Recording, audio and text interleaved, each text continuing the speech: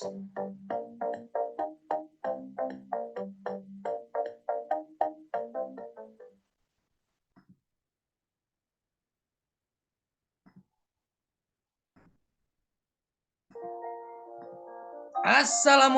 warahmatullahi wabarakatuh.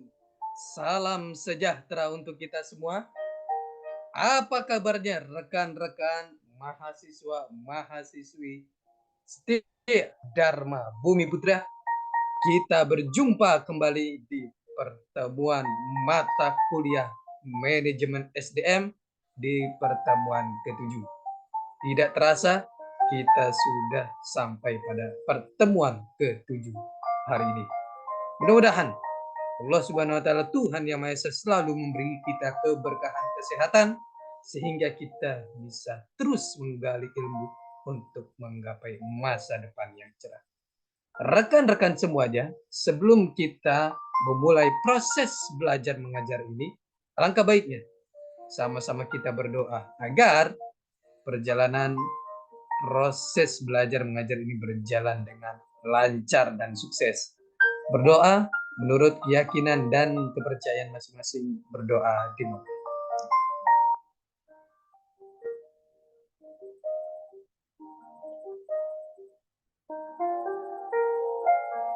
Selesai. Rekan-rekan semuanya, pada hari ini kita akan membahas tema yang sangat menarik sekali. Mohon izin saya share materinya.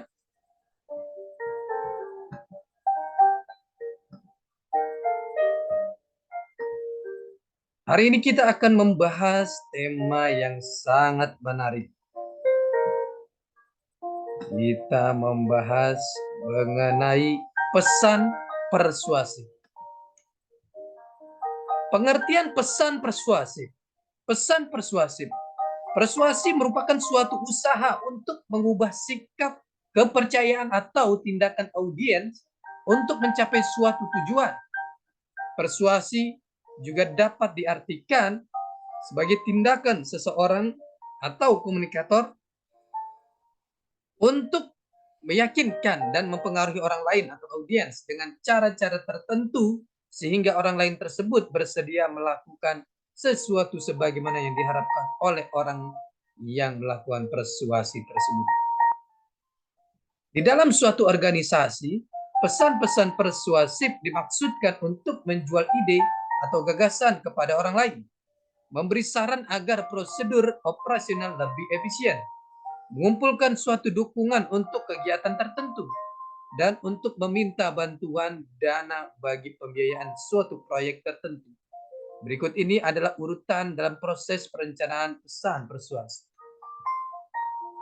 Analisis audiens. Untuk dapat melakukan analisis audiens dengan komunikator dapat mengajukan beberapa pertanyaan yang penting seperti siapa audiensnya, apa yang diinginkan audiens untuk melakukan sesuatu, bagaimana kredibilitas seseorang sebagai penyampai pesan dalam mempengaruhi suatu pesan, apakah seseorang juga mempertimbangkan masalah-masalah yang paling penting, serta bagaimana budaya organisasi dapat mempengaruhi pemilihan strategi. Pertanyaan-pertanyaan tersebut harus dicari jawabannya untuk mempelajari kebutuhan audiens, karena penyampaian pesan persuasif yang terbaik adalah dengan menghubungkan suatu pesan dengan minat dan kebutuhan audiens. Abraham Maslow dalam teorinya yang berjudul kebutuhan hierarki menyatakan bahwa manusia pada dasarnya memiliki 5 tingkatan kebutuhan antara lain. 1. Kebutuhan fisiologis atau kebutuhan basic need, yaitu kebutuhan untuk mempertahankan hidup dan kebutuhan manusia yang merupakan kebutuhan mendasar.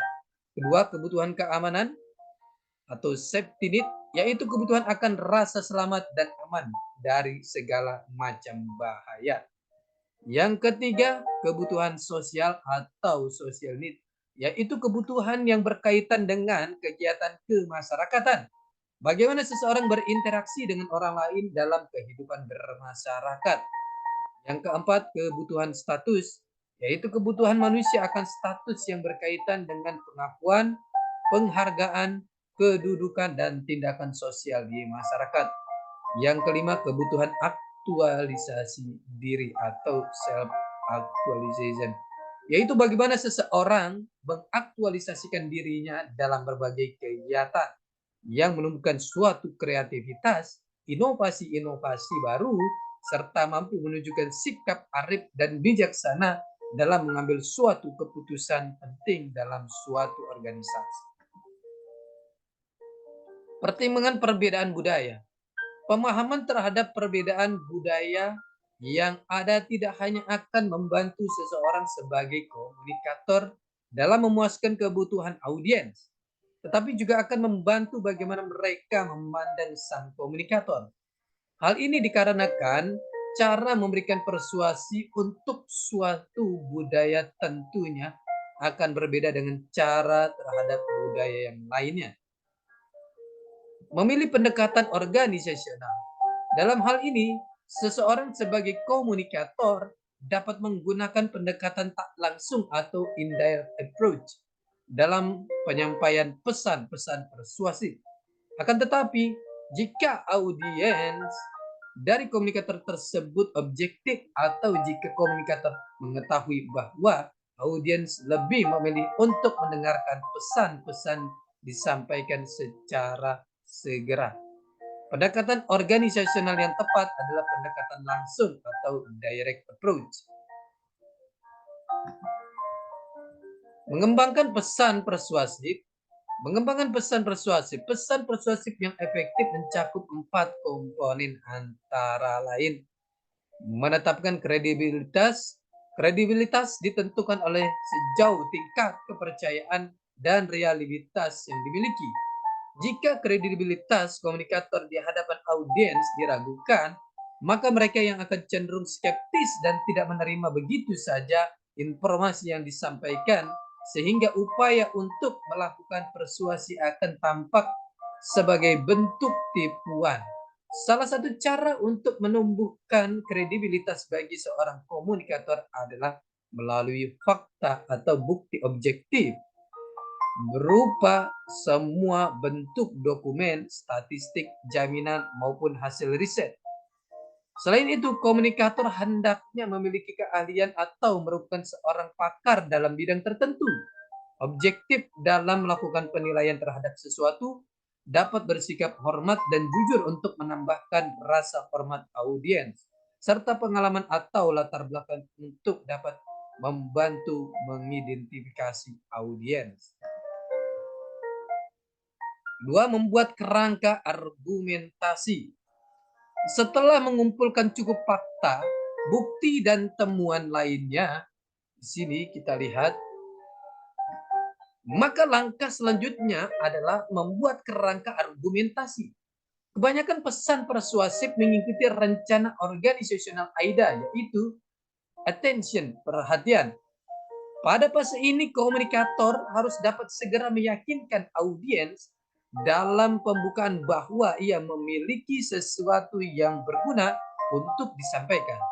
Komunikator dapat memperkenalkan audiens dengan suatu masalah atau ide yang menarik, sehingga mereka mau mendengar atau menyimak pesan-pesan yang akan disampaikan. Interest atau minat. Dalam tahap ini, komunikator menjelaskan relevansi pesan-pesan yang disampaikannya dengan audiens.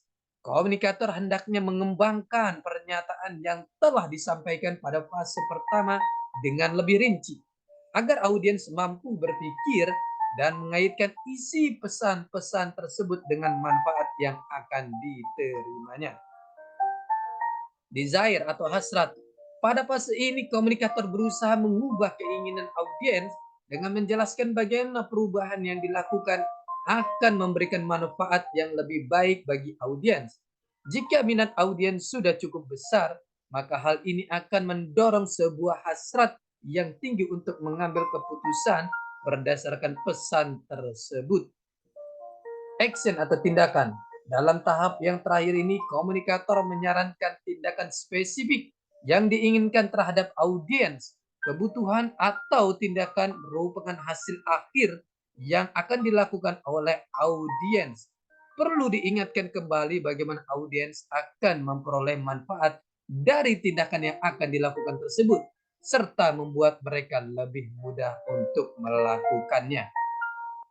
Memilih daya pikat. Kebanyakan pesan-pesan persuasif menggunakan daya pemikat logika atau logical appeal dan daya pemikat emosional atau emotional appeal untuk melakukan persuasi audiens.